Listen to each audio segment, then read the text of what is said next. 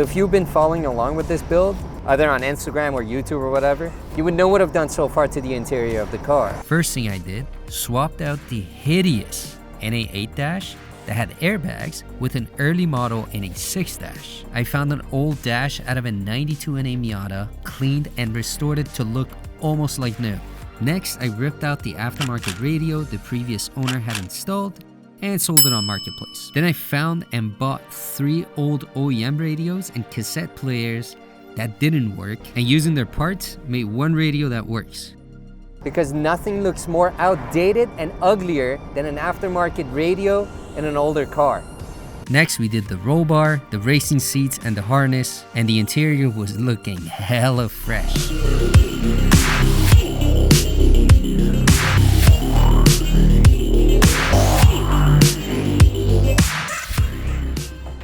And then I took everything off and brought the car back to stock form. That's because I found another Miata in a better shape, better color. It was nice, and I just wanted it. So yeah, I bought another Miata.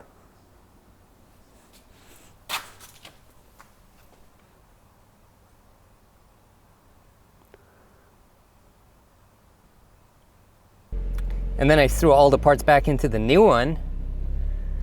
It was a lot of work, but I did it quickly.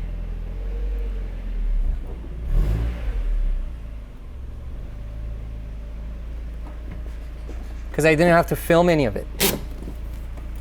So here we are, back where we left off, with another Miata. And we're just gonna add the final touches to the interior. So in this video, I'm gonna replace the old worn out steering wheel with an aftermarket steering wheel. Wow, that was a long intro just for a steering wheel install. Holy sh!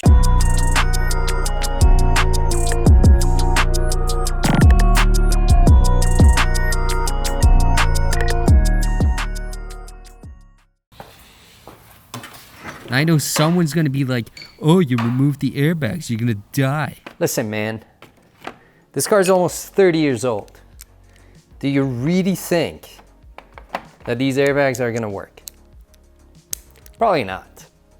And even if they did, if anything happens and I'm buckled into the racing seat with the harness, the airbag isn't gonna do anything. Instead, I'll just get punched in the face. So yeah, I'll be removing the airbags. One is already gone because we swapped the dash, and the other one is in the steering wheel, which we're gonna remove today. But before you touch anything airbag related, disconnect the negative terminal of the battery. And do not sit in front of the airbag when you're removing it. This thing is literally a bomb. Like, I'm not even kidding. The explosion fills the bag with air. It's an explosion. That's literally how it works.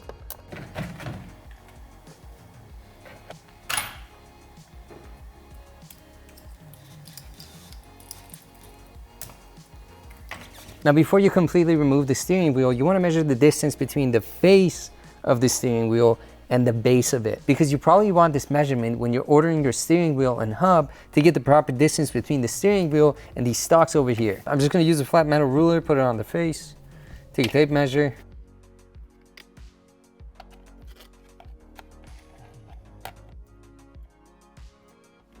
For example, if you're getting a deeper steering wheel, you probably want a shorter hub so you can reach the stocks. And if you're getting a flatter steering wheel, you probably want a taller hub. That way it pushes the steering wheel away from the stocks so your knuckles don't hit the stocks when you're turning the wheel. But if you're bigger or a taller guy and the steering wheel is hitting your knees, or don't worry about the stocks. You want to use that measurement so you know you need to go taller than that, both the wheel and the hub, so the wheel comes closer to your chest and your knees fit. And if it's a BMW, you don't even use your indicators. So do whatever you want.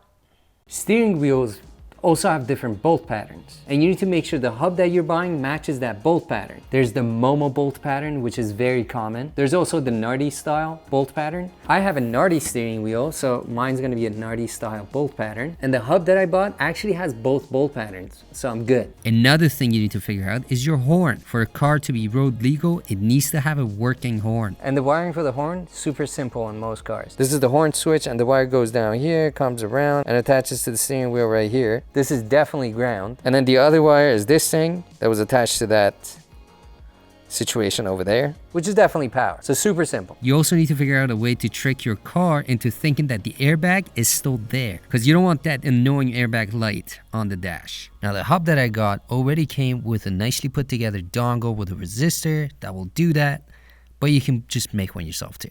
Don't you just love it when you buy something and everything you need is included? Oh.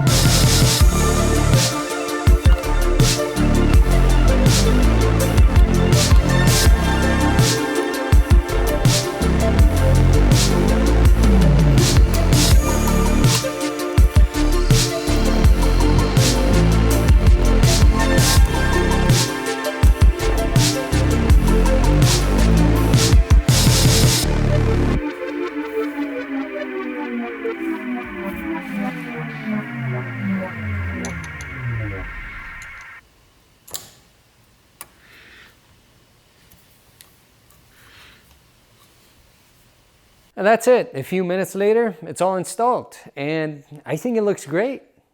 Look at it, man.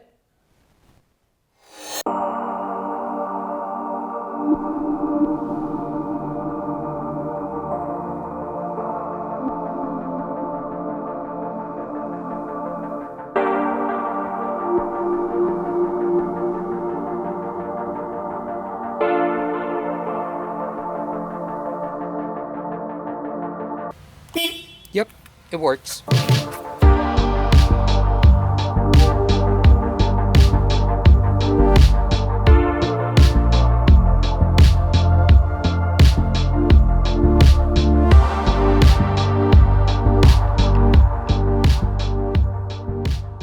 This is the thing you touch the entire time when you're driving your car. So get you a nice steering wheel because it's 100% worth it. And since it's a bit smaller, it's actually easier to get in and out of the car. And the looks, I really like the way it looks. What a transformation. Makes me want to drive it all the time. But that's it for this video. Follow me on TikTok and Instagram. Subscribe if you haven't already. Let me know if you like this video or how can I make it better. And thanks for watching.